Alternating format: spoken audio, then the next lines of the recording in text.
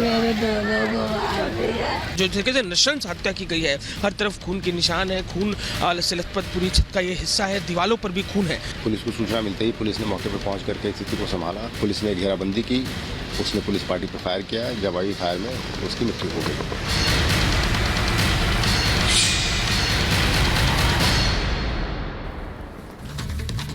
बदायूं के कायर कसाई मामले में एक बड़ा अपडेट इस वक्त मिल रहा है। आरोपी साजिद की पत्नी से रिपब्लिक भारत ने बात की और पत्नी का ये कहना है कि उसे नहीं पता कि साजिद ने ऐसा क्यों किया, उसे कोई मानसिक बीमारी नहीं थी। इस वक्त ये बड़ी खबर आपको बता रहे हैं, आरोपी की पत्नी ने, साजिद की पत्नी ने ये कहा है कि उसे कोई मानसिक बीमारी नहीं थी और साजिद ने ऐसा क्यों किया किसी को पता नहीं है।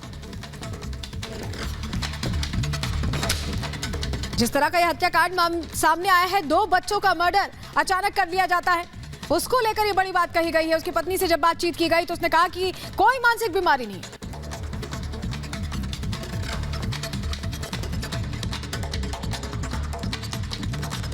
बदायूं केस में साजिद, जिसका पुलिस ने एनकाउंटर किया, उनकी पत्नी सना हमारे साथ है।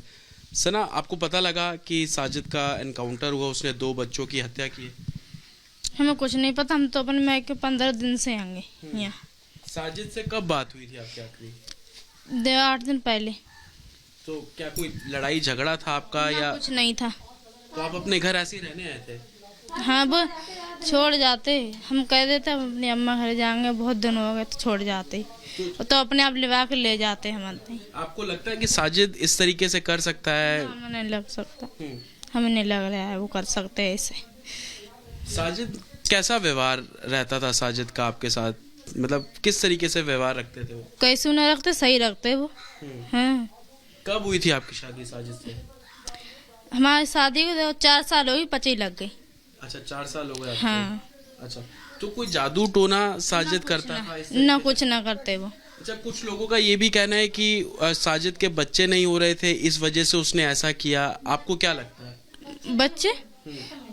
बच्चे 2 हुए, खत्म हो गए।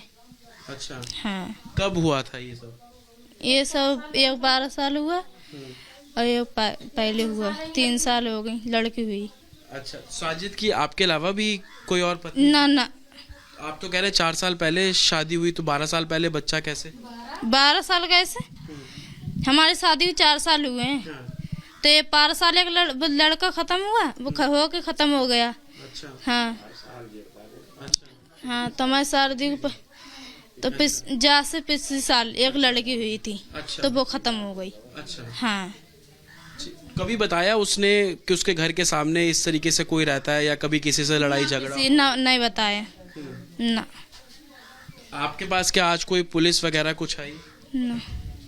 अच्छा, पुलिस ये भी बोल रही है कि साजिद जब उनके घर गया तो उसने बताया कि उसकी पत्नी प्रेग्नेंट है, गर्भवती है, पैसे मांग रहा था वो 5,000 रुपए। हम नहीं है प्रेग्नेंट। आप प्रेग्नेंट नहीं है? पुलिस की तरफ से कोई नहीं है अभी आपके पास? आपको क्या लगता है कि साजिद ऐसा कर सकता है? अगर किया तो क्यों किया? उसके जहन में क्या चल रहा था? हमें तो लग नहीं रहा है वो कर सकते हैं ऐसा। तो साजिद की पत्नी को आपने सुना, लेकिन अब आम लोग इस मामले को लेकर क्या कुछ कह रहे हैं वो भी आपको सुनाते हैं, जिस तरीके की बड़ी कार्रवाई यूपी पुलिस के द्वारा की गई है। आपसे मैं जानना चाहता हूं कि पुलिस ने एनकाउंटर किया, क्या लगता है कि योगी राज में तुरंत इंसाफ मिल जाता है? लोग, आम जनता क्या सोच रही है?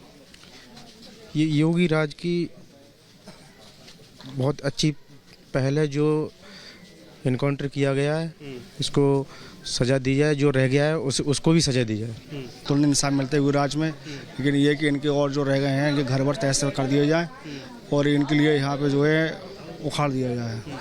मिलता तो है, वैसे बुलडोजर इसके घर पे पहुँचे जाके तो ज़्यादा अच्छी बात हम लोग समझते हैं। बुलडोजर से इसका घर गिराया जाए तभी अच्छा इंसाफ मिलेगा हम लोगों को। हाँ, बहुत अच्छी बात है, इनकाउंटर हो जाए और दूसरे जा भी इनकाउंटर जल्द से जल्द होना चाहिए। जी, इंसाफ तो मिल रहा है, लेकिन बताया जाता है हम तो रिलेशन में हैं, उसको बंद कर लिया था, इसलिए पुलिस ने इनकाउंटर कर दिया उसका। ये हमारी समझ से सही बात है। इतना जल्दी एक्शन लेना एक पुलिस के लिए हथेली पे तो कोई बदमाश रखा नहीं होता है, और इतनी जल्दी से एक्शन लेना बहुत बड़ी बात है। बिल्कुल अच्छा काम किया। ये माननीय योगी आदित्यनाथ जी की इच्छा शक्ति है जो ये कार्य हुआ, वरना पिछली सरकारों में इन्हें पकड़ा जाता, जेल में डाला जाता, तमाम तरह की वकीलों के दाव पेच करके छुट जाते। ये इससे अच्छा फैसला नहीं होता। हम माननीय योगी आदित्यनाथ जी के इस फैसले का स्वागत करते हैं। और इस बीच बड़ी खबर आ रही है, उसका रुख करते हैं। जी, अखिलेश यादव ने बीजेपी पर हमला बोला है। बदायूं घटना को लेकर उन्होंने कहा है कि ये प्रशासन की नाकामी है। उन्होंने ये भी कहा कि जीरो टॉलरेंस की जो नीति है वो जीरो हो चली उत्तर प्रदेश में। उन्होंने कहा कि घटना प्रशासन की नाकामी की वजह से हुई और अब सरकार नाकामी छिपाने की कोशिश कर रही है। ये बात उत्तर प्रदेश के पूर्व मुख्यमंत्री अखिलेश यादव ने कही है कि जो प्रशासन है अब अपनी नाकामी छिपा रहा है, प्रशासन की वजह से यह घटना घटी है। कानून व्यवस्था वाला विभाग है, law and order, zero tolerance. क्या कल की घटना ने साबित नहीं कर दिया कि जीरो टॉलरेंस वालों की पॉलिसी जीरो हो गई? ये जीरो टॉलरेंस पॉलिसी जीरो है। 2 भाइयों की तो जान चली गई ना। क्या उनके भाइयों की जान नहीं बचाई जा सकती थी अगर पुलिस पहले से काम करती? तो अपनी नाकामी को छिपा नहीं सकते इस तरीके से। ये इनकाउंटर से नाकामी नहीं छिपनी है। घटना है और इस सरकार का लाइन ऑर्डर पूरी तरह से फेल है।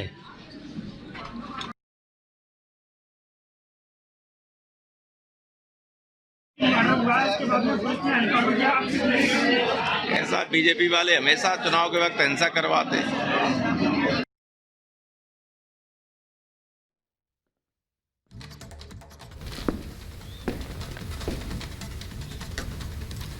तो तस्वीरें आप देख रहे हैं जहां बदायूं मामले में लगातार एक्शन हो रहा है, वहीं दूसरे आरोपी की तलाश भी तेज है। परिवार आहत है जिस तरह की घटना हुई है उससे, और कोई विश्वास नहीं कर पा रहा है कि मामूली सी बात के लिए 5,000 रुपए के लिए महज 2 बच्चों का कत्ल कर दिया जाता है जिनकी उम्र 14 और 6 साल थी।